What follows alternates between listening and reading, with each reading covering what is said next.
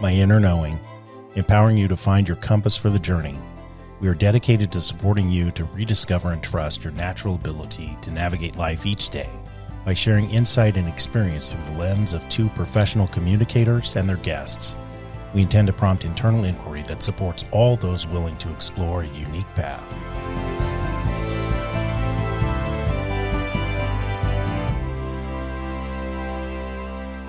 Well, hello. Hello.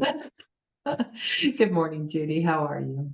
Good morning. I'm fantastic. Thank you so much for inviting me to be here with you both. Oh, thanks for agreeing to spend this time with us this morning. So you tell us where you're from and a little bit about what you do.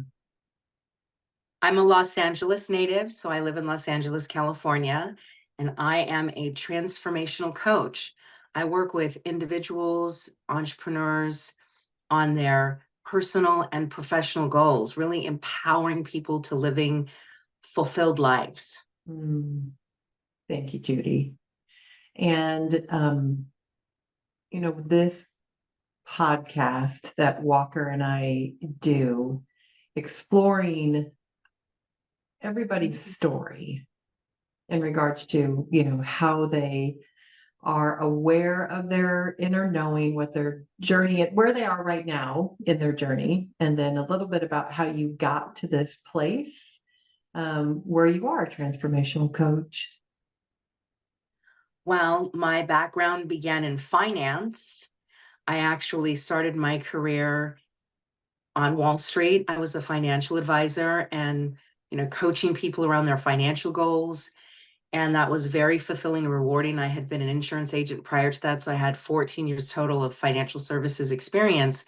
And I loved working with individuals on their financial plans, working on their future, setting up for retirement, goals of purchasing properties or traveling or taking care of loved ones, all of those things.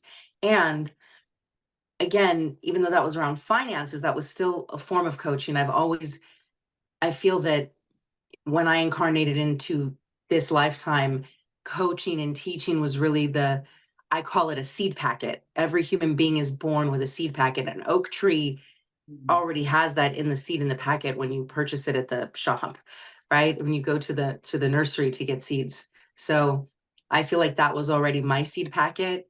And so whatever different things I've done throughout my lifetime has involved coaching and teaching. But I suffer from alcoholism. I'm a recovering alcoholic. I've been sober now for over 22 years. But during the course of my time on Wall Street, dealing with everything, my alcoholism escalated and I started to have a lot of personal challenges. It didn't interfere with my work life. I think people sometimes have a really inaccurate view of alcoholism as though it's always somebody who's falling down or can't get up and go to work or something really dramatic like that. And for me, it was the typical come home and drink a couple bottles of wine and pass out, or, drinking on the weekends or whatever, just sort of blow off steam. But it was really a lot of the underlying unresolved depression. I had lived with suicidal depression all my life since I was a child. I was so depressed. I had unresolved trauma that I hadn't dealt with. And I just kept pouring more and more alcohol on top of everything. And it just, there gets a point where when you pour so much alcohol on something, you start drowning in it. So I realized I really needed to get help. And when I went to my first meeting of Alcoholics Anonymous, I had no idea that alcohol wasn't my problem. It was my solution. My problem was living. I didn't know how to live. And in Alcoholics Anonymous, they didn't just teach me how to stop drinking. They taught me that I needed a higher power. I needed a power greater than self in order to live and to be free from hurting myself. And so I got so much more than I bargained for. When I walked into those rooms, I found not only a program for living and a spiritual path that I didn't even know I wanted or needed, but that opened up the door to start going to therapy and working through my childhood trauma and really just working on healing the wounds that I had been dealing with that had started to deal with me, right? And it was just such a beautiful journey of self-discovery. And then I discovered transformational courses and I started to participate in transformation. Then I ended up becoming a leader and a trainer in the transformational world. So my spiritual evolution just expanded. And the more I learned about God, if you will, higher power, the universe, manifestation, healing, that became my passion. And I was like, oh my gosh, this is what I want to be talking about. I don't want to be doing financial plans. I want to talk about life plans and blueprints and helping people navigate and work through all the chains that bind them for freedom. Like that became my passion. And so in 2010, I sold my book of business to another advisor and I started my coaching practice. Wow. For you, Judy, in that process, when you're involved in AA and you are working through the steps, for you, that shift, was it more subtle and gradual as you continued doing the work, or at some point was it kind of like hit you in the head, that shift into choosing to live? That's a great question. And it's a little bit of a complicated answer, and I'm going to give it to you. So I want to back up slightly since this is my Inner Knowing podcast. Yeah. When I was 18 years old, I started drinking when I was 12. And when I was 18, which was 7 years before I actually got sober, approaching my 18th birthday, I had an inner knowing, an intuition, a download that said, you're not a little kid anymore. You can't keep doing this. Like it's all good when you were a kid and you were avoiding whatever dealing with as a kid, because, kids don't have options. You're kind of trapped in your family system until you're old enough to do something about it.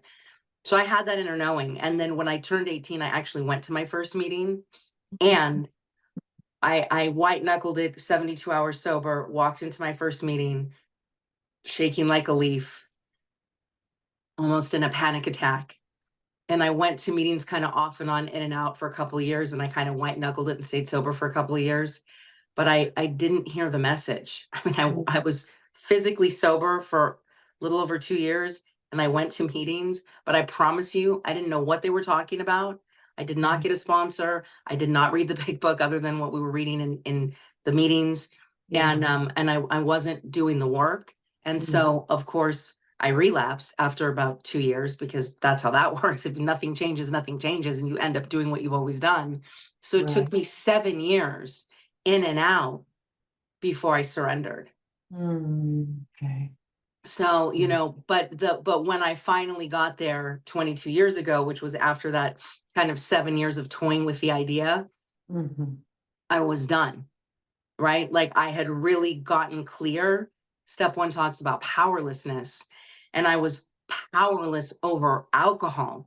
But it's bigger than that, because powerlessness, it's not just, yes, I have an allergy, right? We want to break down alcoholism. It's an allergy in your body. We don't process drugs and alcohol like a normal person. I take a drink or a drug, it takes me, I don't know where I'm going or if or when I'm returning. And that allergy, that way that I process alcohol differently than a normal person, never going to change, no cure. So there's no way for me to have power over alcohol, except for to have power not to drink it, right? So the moment that I admitted my powerlessness, I gained power, not power to drink alcohol, power to not drink it. But powerlessness is so much bigger than that, because what I had to get connected to is I wasn't just powerless over alcoholism or the allergy in my body or my propensity to want to drink or to run from things or to cover things up. I was powerless over my maladaptive coping mechanisms. I was powerless over my childhood and the things that had happened. I was powerless over people, places, and things, and the way this world is organized. I was powerless over all of it. And to the extent that a human being tries to exert power over that which they have no power, their life becomes unmanageable. And so when I got to that place of understanding, like, oh, okay, yes, I have alcoholism. Yes, alcohol is a problem, but alcohol wasn't the problem. Alcohol had been my solution, right? I was so suicidally depressed and unhappy and miserable that first drink that made everything go away and made everything calm and relaxed and warm and fuzzy. Like that's what I was leaning on for the solution. But then my servant became my master and started to destroy me. And that's the part where I think most people, what I've discovered, it's difficult to make that shift to understand. It's almost like Stockholm syndrome relationship with alcohol or drugs, because you're now protecting your perpetrator and you don't know that it's your perpetrator. You don't know that it's been grooming you all those good times where it's taking away your pain, right? It's grooming you to take you to your death. Yeah. Right. And so if you have this allergy, if you don't have the allergy, good for you. But we can talk more about that if you want, but Right. I have the allergy, I can promise you that. So for me, that's what happened. And so I know this is a long answer to that question, but so at the end of that 7-year period, when I got here these 22 years ago, I was done. And I was surrendered and I was powerless. I had fully conceded to my innermost self that I was alcoholic, I had alcoholism, and that was that, and that this was the solution. It was either do this or kill myself, And so I just surrendered and I just did the work. And there was no resistance, there was no conversation. And yeah, there was a gradual blossoming, opening spiritually to really not just get the concepts conceptually, but really integratively, and to really become, right, this new character. That was a process. But the surrendering to it and the commitment to this way of life, for me, it was like in 7 years that turned into that instant in that final surrender. Judy, you talked about having the inner knowing when you were 18, that at least started you down that path that took then 7 years of ups and downs. Did you, at that moment where you're saying, it came together, was that a return of the inner knowing? And if it was, how did it come to you?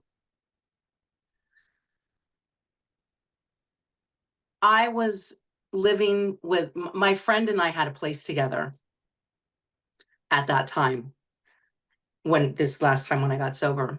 And she had a young son, and he was really obsessed at that time with The Lion King, and he was watching it all the time. I was really hungover one Sunday and feeling very miserable. And I was laying on the couch in the living room, and he had The Lion King on. And there is a scene in The Lion King, for those of you who have seen the film. And if you have not seen the film, I don't care how old you are, I highly recommend it. It's a very powerful film about transformation, by the way. In any case, so there's a scene in the film where Simba, the main character of the film, he's going through a sort of a existential crisis, and he's trying to get reconnected to who he really is. And there's a spiritual Rafiki, this spiritual leader in the story, who is trying to remind him of who he is. And he takes him to look in the water and see his reflection, really understanding his lineage and where he comes from, and his obligation to fulfill his legacy that his father had left behind. And then he has this moment where he like starts yelling at the sky to his dad, like angry about what had happened to him. And then his dad comes from the sky and starts talking to him and says, "You are not who you have become. You have forgotten who you are." And I remember hearing that line. I got so clear that I had gotten so far removed from who I was, like really was inside. And I was like, I literally got up and went to a meeting. It was like that film and that little child and that moment, just God spoke to me in that moment. The way God spoke to me all my life. I grew up, and I don't want to make this about religion, but I grew up, despite whatever chaos and abuse happened in my home, my grandparents were very beautiful, respectable, quality people that were very Christian and took me to church as a child and taught me very good values, and they lived a very good example. And when I think about the way that they raised me and the way that they lived their life and the way that they conflict resolved, like they were just really extraordinary people. And I realized how far I had gotten away from that, and transformation is really about coming home to yourself. Because in step 2, it talks about came to believe that a power greater than self can restore you to sanity. Well, if you were broken, if you were worthless, if you were a piece of garbage, then you wouldn't be restored, right? Like these classic cars, they get restored to their original condition. It's not fixing something. It's not changing it. It's restoring it. And restoration is to original form. So if I'm being restored, it's to original condition, which means I started out perfect, whole, and complete. I started out this beautiful child of God without flaw, right? Mhm. And then life descended upon me and circumstances happened and I made that mean something. And then I got further and further and further away from my true self, my core, my center, my soul, my connection to the divine. And the beauty about the 12 steps or any transformational program, it's not about fixing or changing you. It's about a return to self in your wholeness, completeness, and perfection as a child of God. And you don't have to believe in a religion or, the white man in the sky. I'm saying the sun came up this morning and you and I had nothing to do with it. And that power, that source that has the hearts beating in the hummingbird or the tides turning or the seasons changing, the leaves, like that power, that beauty, that mother nature, that is the God that I'm talking about. And when you connect to that and get that you're part of such a grander scheme of things, there's a peace in that. Yeah. Yeah. Wow. Yeah. Mhm. Thank you, Judy. What are you thinking? It's just lovely. And brave to do it in the first place and then to share. But it's just a strength that you bring to your clients, I'm sure, part of that growing process.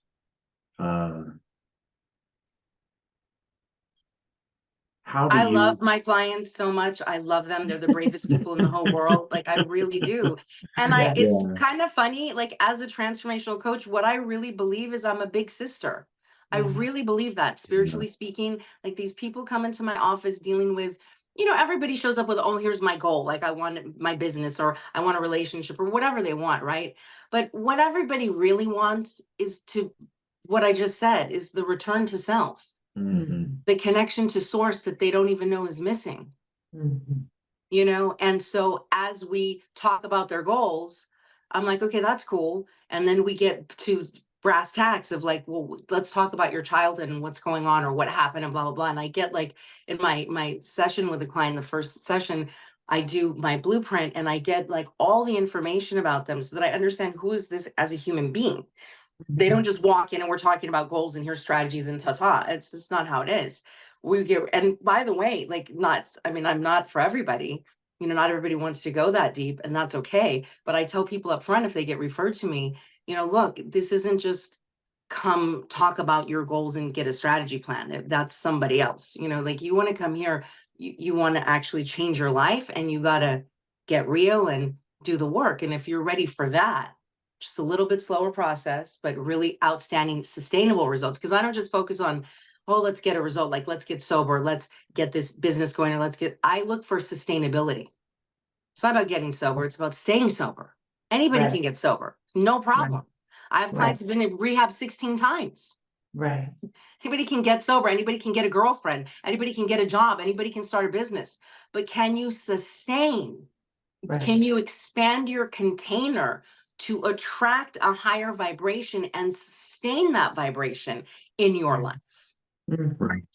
I'm not here to give you something. I'm here to help you reconnect to something, to reveal something, to expand your capacity for joy, for success, for fulfillment, for authenticity, to live your best life. Yeah.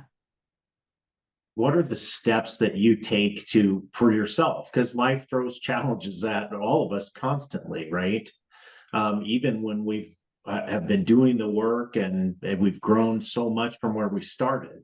But you talk about sustainability. My interpretation is that's how you kind of keep coming back to this inner knowing and the knowing that you found.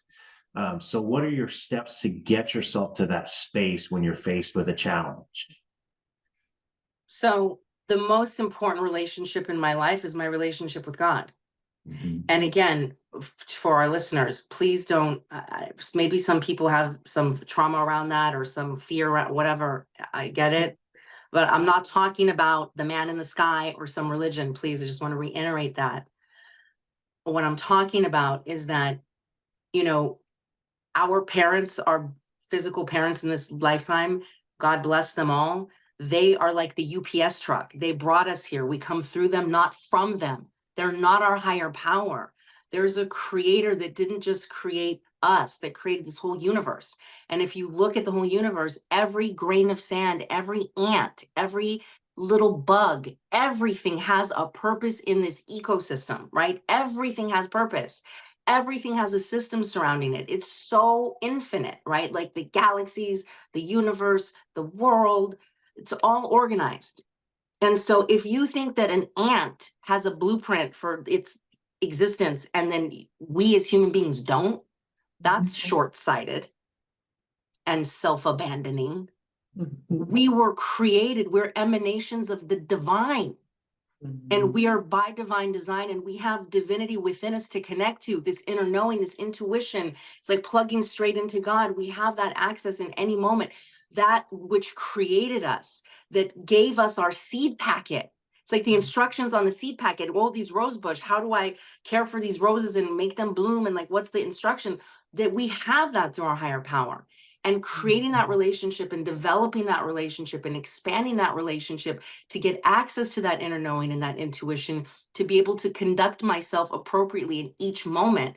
That's the most important relationship to develop in my life, which then gives me access to my highest self. So how do I do life is it's number one, prayer and meditation. It's the most important thing every day. And knowing every day that there is one who has all power, and that one is God, not Judy Morris. I am so clear that I of myself am nothing. When I tap into the power, that's where all the magic happens. And if things are happening that I don't understand, I get into prayer and I ask God, show me the way. Protect me from my mind. Help me see the truth. What is it that you want me to do here? I can't see it. Can you show me? Can you help me? And then God invariably is going to put some kind of a message, a person, a podcast, something I'm going to see, and I'm going to get the breadcrumbs, the little spiritual breadcrumbs, and I'm going to understand in the moment what's going on. But I have a profound faith and trust in God. It doesn't matter what's happening to me. I know that nothing is happening to me. It's only happening for me. And if I'm willing to investigate, to prayer, to pray, to write, and to do the work, I can get the answer at any moment and just create extraordinary results no matter what's happening. Judy, when you think about the last 20 years and where you are now on your journey, I'm assuming you stayed involved in AA. Yes. What other, I don't know, resources did you explore, whether you stayed with them or not? But, what kind of things did you explore on your path the last 20 years, to increase your awareness, to have contrast, to understand you could even begin to imagine having the life that you have now? What was that like? So for me, like I said, my spirituality, I actually converted to Judaism when I was 17. And even though obviously that was during a time when I was still in my addiction, that relationship to God was always in the background for me, even when it wasn't like how it is now, it was in the background. And so I deepened my spiritual practice through my personal faith. So that was really powerful for me. And I expanded that into Kabbalah, which is really beautiful explanation of the system of the universe and living. It's very spiritually based. It's not, religion based per se. You can go to, Kabbalah.com. They have all kinds of information about that, beautiful meditations, books. Like, it's just so beautiful the way it talks about nature and the universe and our divinity. And it was something that really resonated with me. So deepening that practice and that spiritual knowledge, deepening that. And then transformation. I went through transformational program that through, I'm sure, I don't know, maybe you've heard of it. There's an organization called Landmark Worldwide. I did the Landmark Forum back in 2003 when I had about 18 months sober. And I spent 15 years there, not only originally as a student, but then as a seminar leader. So I became very, ensconced in that concept of transformation. And that was very powerful. And I can't stress enough how much that's a part of my story, just giving me the framework for being able to see things the way that they are and not what I'm making them mean, and being able to reframe things in any moment in a way that's going to give me power, and learning how to get interested in being empowered versus being right about something. I mean, that was really transformational. And then I work with, I have a treatment team still to this day. I have a psychic healer that I work with. I have a somatic healer that I work with. I have a shamanic acupuncturist, because like you said, things come up. And when things come up, I get on the phone with my healer. I'm like, hey, what's going on? I can't really tap into this. Can you help me? We have those sessions. And then if something's going on, my nervous system gets rattled, like some trauma happens in life, because things happen. I take the day off, I make an appointment to see him, and I get that offloaded off my system. My acupuncturist, all those things. I work out. I'm a yogi.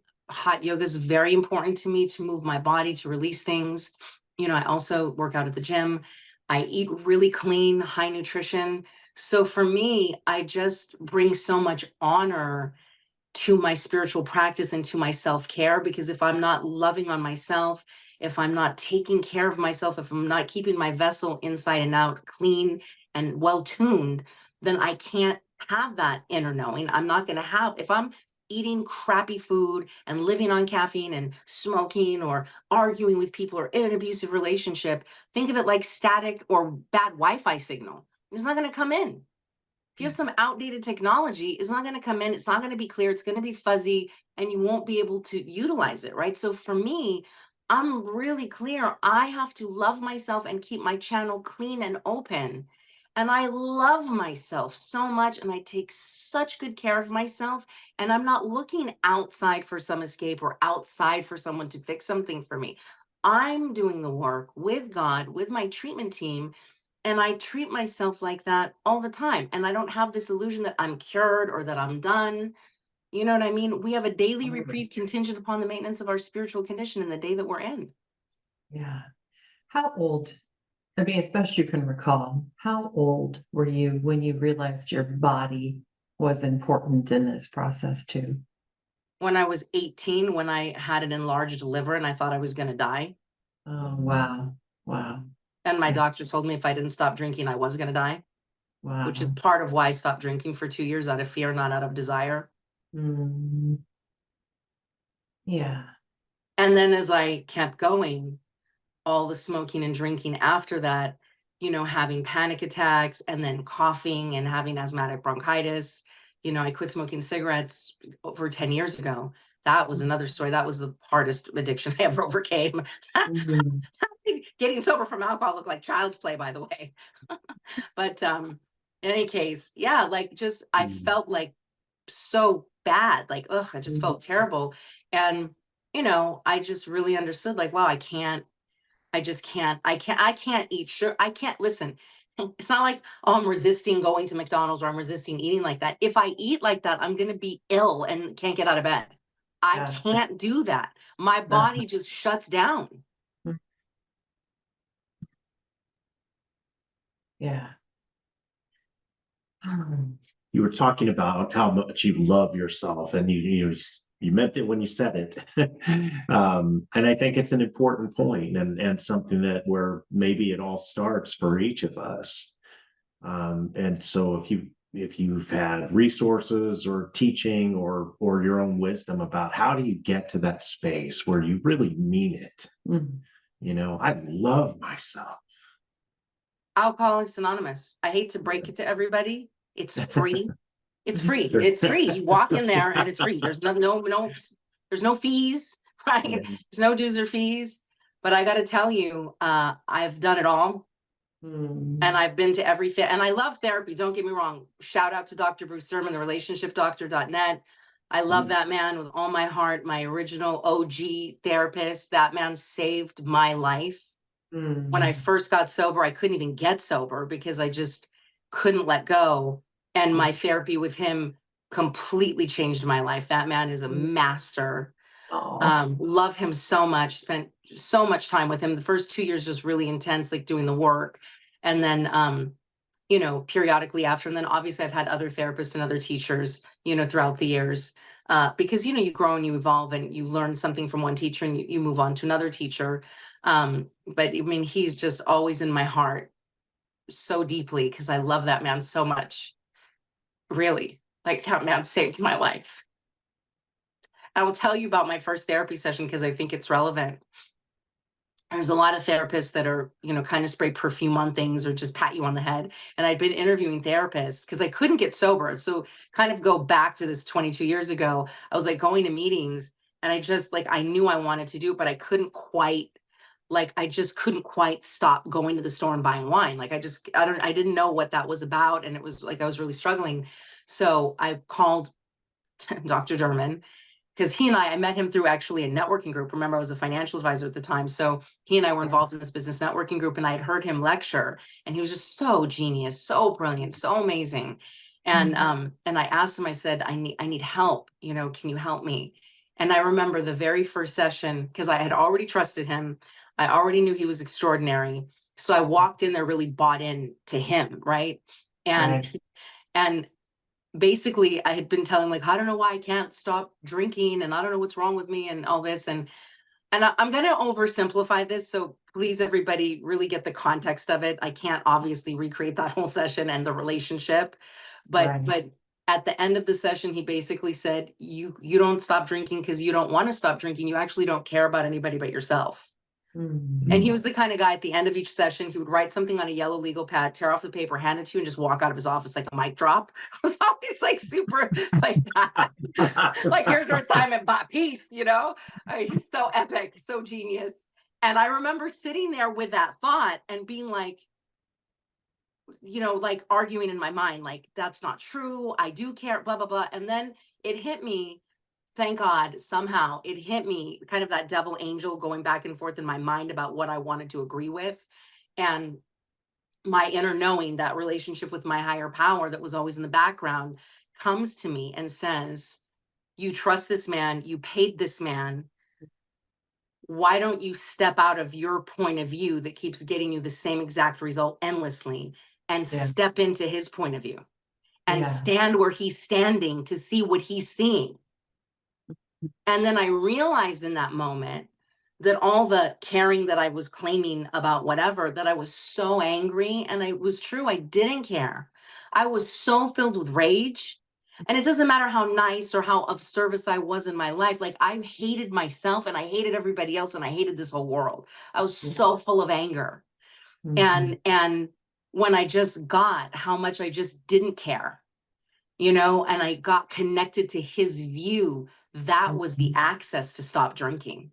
Because when I got how full of it I was and how I was just operating from this inauthentic place, and I go, a lot of times people, and this was great too, because when I walked into his office, he was like, why are you here? And I was like, well, what a dumb question. What do you mean, why am I here? It's a therapy office. He's like, oh, you think people come here to get well? Ha ha ha. No. And I was like, what do you mean? He's like, no, people come here to argue with me. People come here to prove me wrong. People come here because their spouse is threatening them. People come here because the judge sent them. He said, but rarely do people come here because they actually want to change and get well. And I was like, whoa, really? And so you know what I mean? Like, that, even at the beginning of the session, that conversation was the whole mind-blowing conversation. And I just started to get how inauthentic I was, how not committed I was, how all I cared about was myself and just, squashing my pain and hiding and not dealing and blaming everybody and being a victim, and it's your fault, and why don't you make me feel better and let me change you? All that codependent, self-destructive, negative, egotistical way of living life that doesn't work, by the way. Yeah.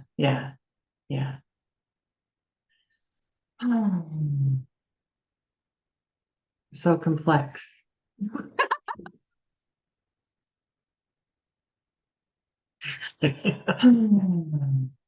It's the views that we have of ourselves, until the moment is right where we're ready to have somebody teach us that way, and he drops it on you, and it sticks. It's usually right after that moment of great resistance for me, well, they don't know what they're effing talking about. And then all of a sudden I'm like, that's my sign. I need to start listening. Yeah. I mean, I don't know. For me, I just really got in that moment. There's a great saying in Alcoholics Anonymous: self cannot reveal self to self. Mhm.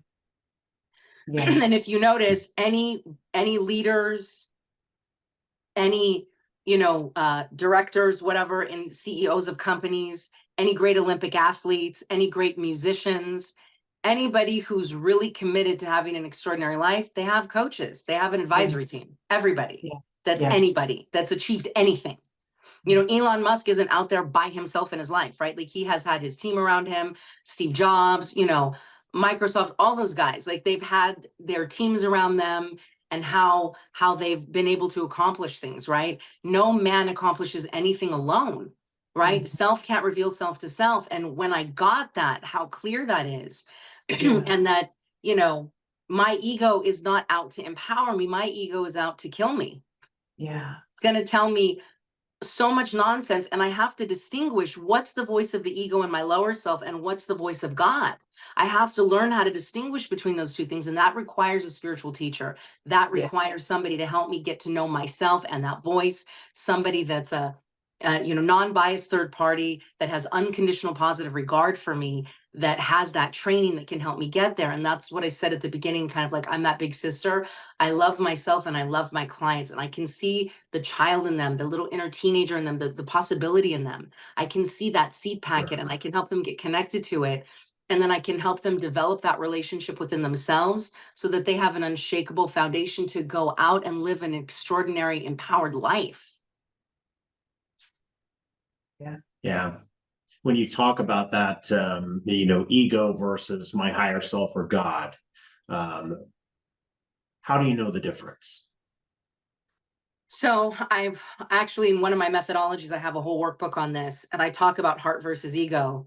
So when something is ego-centered, it's loud and it doesn't care, right? Ego protects itself, defends its point of view, and destroys anything in its way. Ego is, I want what I want when I want it, and I really don't care how it affects you. I'm sorry that it's hurting you, but that's your problem, right? Ego is a very narcissistic point of view. Me, myself, and I really doesn't take into consideration the big picture of everybody else, right? But when it's heart-centered, when it's God-centered, it's not loud, it's not aggressive, it's not intense. It doesn't feel like, oh my God, I got to do this right now or I'm going to die. It doesn't have that kind of intensity to it. It's more of a whisper. It's more of a nudge. It's more of like a feeling, but like slight, not intense. And you have to really get still to hear it. It's very soft. It's very quiet. And it's not immediate. It's subtle. And it always takes into consideration the highest good for all concerned. Yeah. And it's usually something I don't want to do.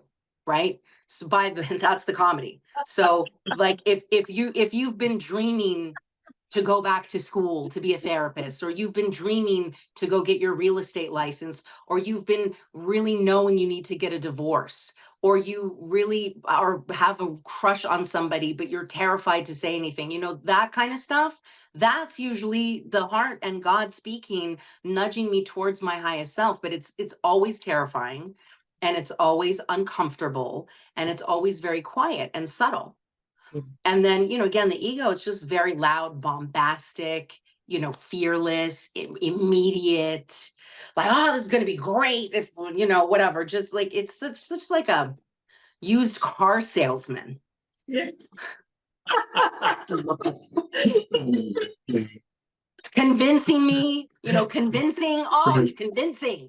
Oh no, but you really need to go smoke a cigarette. You just need to drive over there and you can smoke cloves. It doesn't even have to be cigarettes. It's like, cloves aren't even cigarettes. They're cloves. It's totally cool. You could just go there right now and smoke that.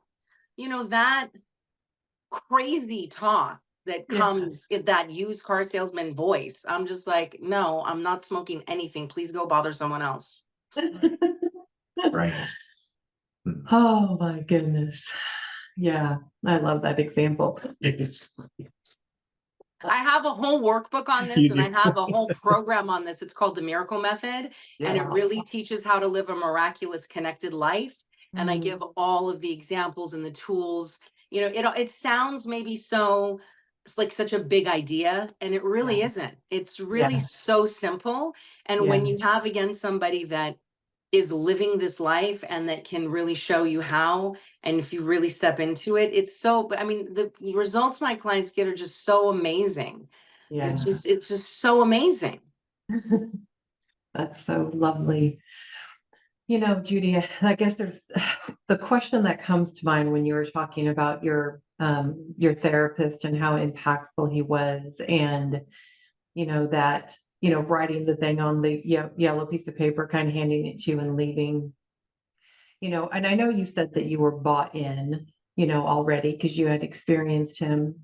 What do you think it was about his energy or presence with you in that first session that allowed you to, I don't know, maybe hear beyond It the wasn't, it car wasn't salesman? that, it wasn't that first session. It was, this is how God works in my life. Mhm. And this goes back to the intuition. Like I had called a bunch of people from the phone book, or I'd had other sessions and none of that worked. But let me say something different. When I first got into this networking group and I first met him, I didn't like him.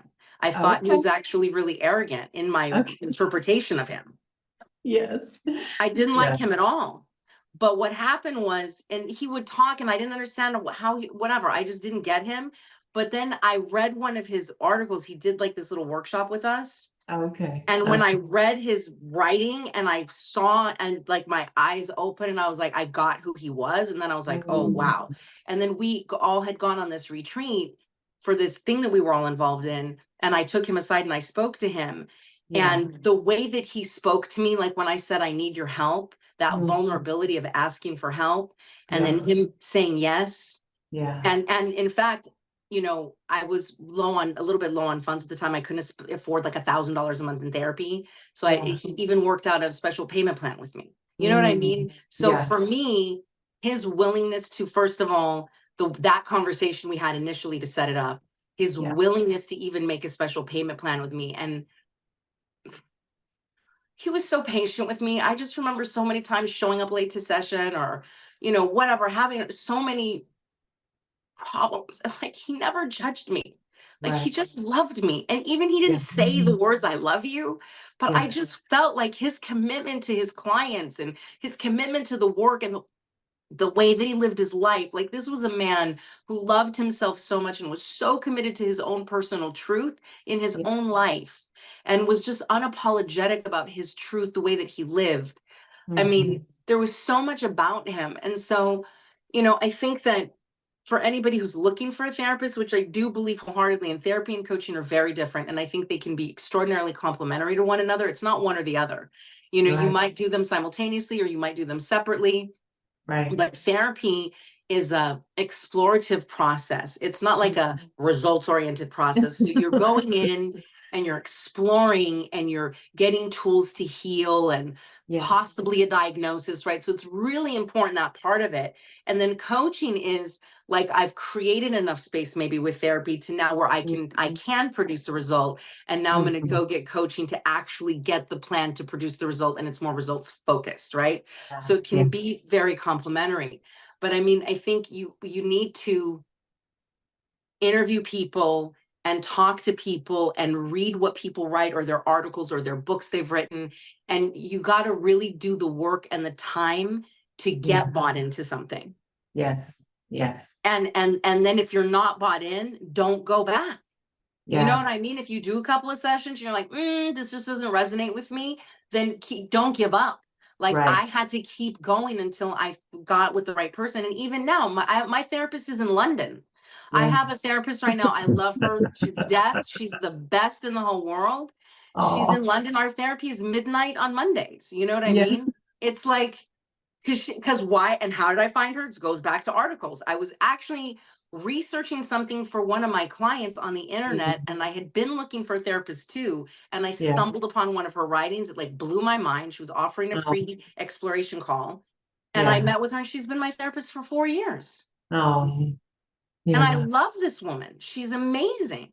What And about it's a totally different thing I'm working on or dealing with today than my beloved Bruce. You know what I mean? It's like, it's that, if, you know, again, it's investing in making it a priority and important.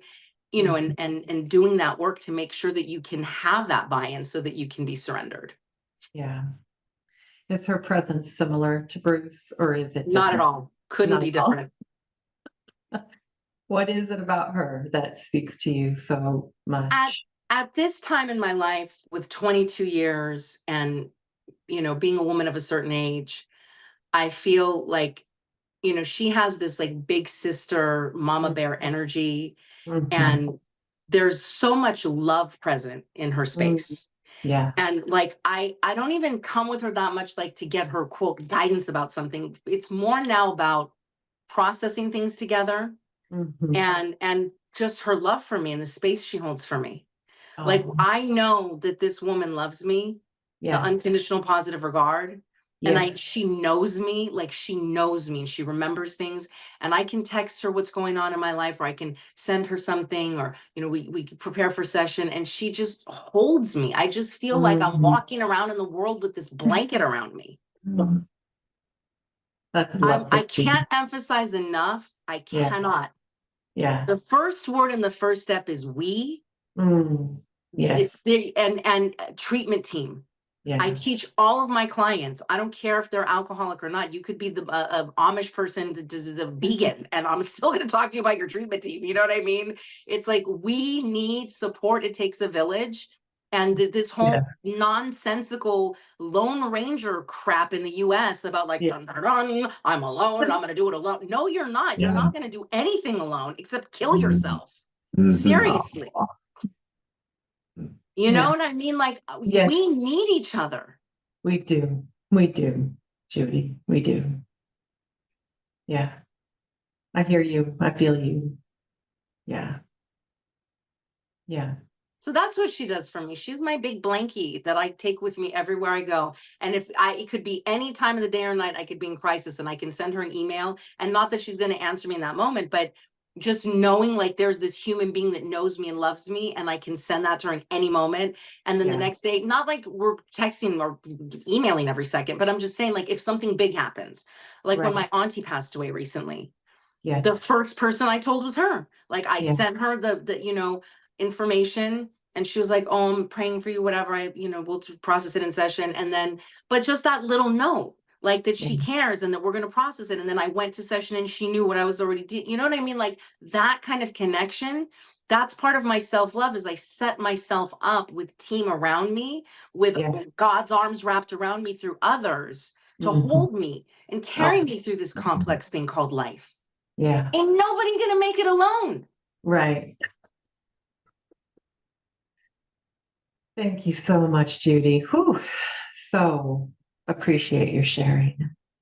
Yeah. Your vulnerability, your process. Yeah. As we're wrapping up, what is something that you would like to share with the people that are listening? Anything that you don't feel like you have covered that maybe comes to mind? An intention you would like to hold for them? Like, what comes to mind for you? If you really knew your divine identity, if you knew who you were and whose you were, all of the stress and suffering that you're dealing with would so dissipate. Yeah. And you are not alone. Yeah. No matter how alone you feel, you are not alone. Mhm. There's a loving creator in this universe that created you, that knows you and that loves you, and that is just hoping that you'll get in touch. I want to say one thing, it's very important. God gave us all agency, Mhm. so we have free will, right? So he Yeah. can't, here's the problem. God loves us. He has many more blessings available than he has children willing to receive of them, but he Mhm. can't give them to me unless I ask. Otherwise, he's infringing upon my free will. Yeah. So God is just dreaming. And those of you that have children that are struggling in your life, guess what? Do you wish for your kids to fall apart and be alone and not have help? Of course not. You wish they to call you and say, "Hey, mom or dad, I need help." And of course, you would do anything for your children, right? Well, our Heavenly Mhm. Father, our Heavenly Mother, Mother Nature, whatever you want to call it, loves us and is Mhm. just waiting, is just hoping, is just dreaming that we're going to pick up the phone called prayer Mhm. and reach out and say, "Hey, God, it's Yeah. me. I don't know you, but I want to know you. And I'm scared and I need help and I don't know what Yeah. to do." If I don't have the strength, can you Yeah. help me? Can you Yes. show me the way? And Mhm. you'll be amazed. You don't have to believe, but if Mhm. you just open your heart, no matter how silly it sounds or feels, no matter how scared or skeptical, if you take the contrary action and open your heart and reach out, I promise you, God will reach right back to you and Yes. lift you up and comfort you and Mhm. give something to you that you can't imagine that's going to aid you on your way. So Mhm. I just really encourage everyone, open yourself up to that. Let Yeah. whatever anger or stories or prejudice or skepticism that you have about it, put it all aside and just try. Give it a chance. You are Mhm. loved. Mhm. Thank you, Judy. Thank you, Judy. Yeah, All it was good stuff. beautiful. Yeah. Appreciate it. Yeah. Mhm. Yeah. Thank you. Teaching, sharing. So I have a website, judymorriscoaching.com. I also have an Instagram, and I'm a published author. I wrote a book called Recovered. If you were interested in this conversation today, you can read about my story. And I also talk about the miracle method, about how to connect your heart and intuition. That's also outlined in the book. And then in the back of the book, it has stories about my clients' successes, and then also resources in the back for healing. And I would like to extend an offering to anybody who's listening. You can book a free, no obligation phone exploration call with me. You can just reach out to on my website, there's an inquiry, my email. You can just reach out to me via email, and I would be really happy to extend that to you. Oh, thank you, Judy. That was great. Thank you. Thank you for joining us today. We are excited to explore life with you. We encourage curiosity, self-growth, and we strive to be more compassionate every day.